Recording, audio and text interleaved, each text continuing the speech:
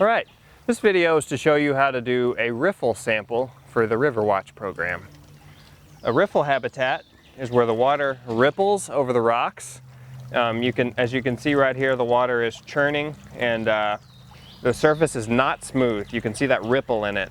So that's how you kind of know it's a riffle. Riffle is the most diverse RiverWatch habitat. Out of the 5 RiverWatch habitats, this is the one that takes priority for sampling. You want to sample this first out of all the habitats. For RiverWatch, we do 2 habitats. We take a sample from 2 different habitats. If you have a riffle, you'll pick that one first. So before you get started, you want to fill up your wash bottle. This is what you use to wash out your net with. Just fill that up with stream water, and then you can set that off to the side. Now you want to get some water in your bucket to dump the macroinvertebrates into. All right, so now we've got our water. Next, we want to identify the parts of the riffle we're going to sample. For a RiverWatch, a riffle sample is the only habitat sample we do that has samples in 2 sections of it instead of just 1. We sample in the fastest part of the riffle and then in the slower part of the riffle. If you do not have differences in flow, if your riffle is very uniform, just sample the upstream and then the downstream side. We have found our fastest part. It's right here. We will sample that first. Our fastest part is also the furthest downstream of our samples that we'll take. You always want to do your downstream sample first so you don't kick up substrate into your sample downstream of you. So we're starting on our downstream part of the riffle. This is a 2-person job. You'll have the netter who holds the D-net, sticks it in the bottom of the riffle. Let's stick it over on this side just a little bit where it's churning a little bit more. Good deal. We'll stick it flat on the bottom. And then you're going to sample a 1-foot squared area. Your D-net is 1 foot wide, so that wide and then a foot in front of it is how your sampling area that you'll do. The first thing you'll want to do when you get there is look for any large rocks that are in your 1-foot squared area in front of your net. Don't really feel any large rocks down here. If you did have some large rocks, you could brush them off in the water in front of your net to get any macroinvertebrates off. And then you can just place the rocks in your bucket for further inspection. So no large rocks here. I'm going to get in that 1-foot squared area. I'm going to do the riffle dance. The riffle dance is where you shuffle your feet back and forth. You're disturbing the substrate right in front of the net. Everything is washing downstream into the net. You do this for 3 minutes. That ensures that you thoroughly get all the invertebrates out of the substrate here. And you're disturbing it to a depth of about 3 inches. So 3 inches deep and about 3 minutes long is how you do it. All right. Then after 3 minutes, Allison is going to scoop the net upstream and up out of the creek to ensure nothing gets out. Good deal. And now you want to place your net into the stream with the opening facing up and shake it.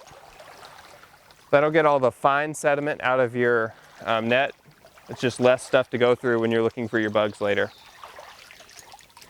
Now that we have our sample, we're going to put the net over the bucket and we're going to turn it. We're going to set it in there and we're going to turn it inside out. Just go ahead and press it down through the D frame of your net and shake it just a little bit. All right. And the next thing that we want to do is take our wash bottle. I will do that part. You want to rinse off the outside of your net to make sure everything gets washed into your bucket.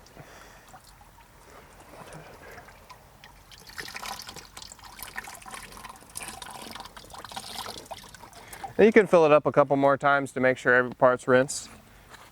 After you've rinsed off the whole net, you want to flip your net over and inspect. You want to inspect it. Looks like we have a couple of macroinvertebrates.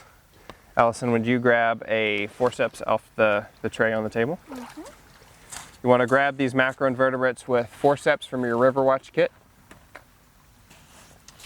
Thank you very much. Just grab them and stick them in your bucket. Look for anything that's moving. That's why it helps that your net is white. Provides good contrast.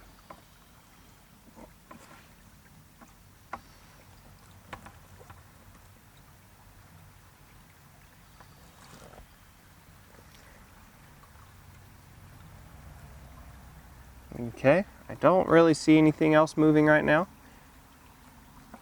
So after you've inspected your net thoroughly, you want to rinse it off in the water and then turn it right side in.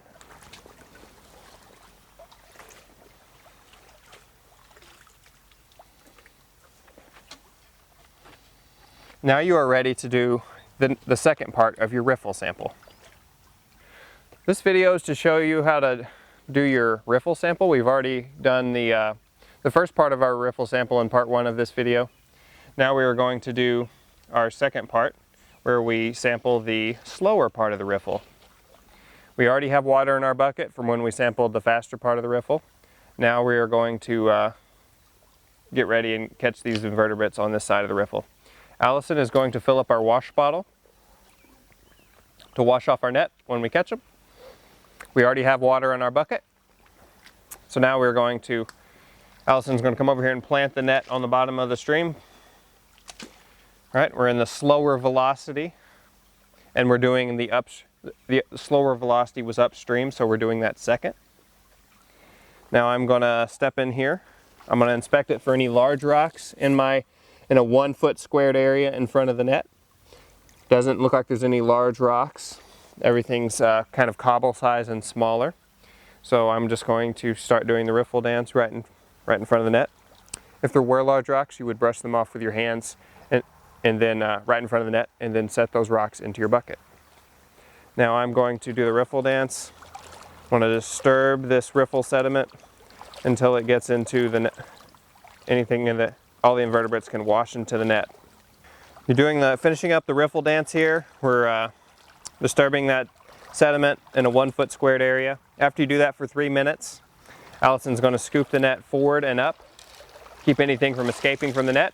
She's going to dip the bottom into the stream and allow the sediment or any fine particles to filter through the mesh.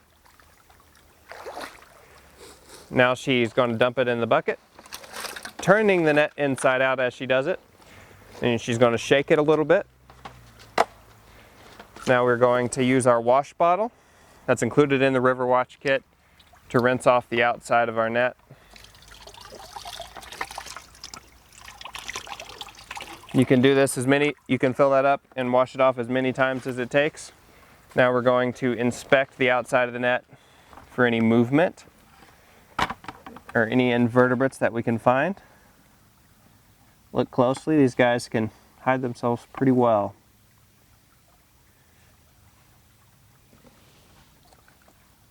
Okay.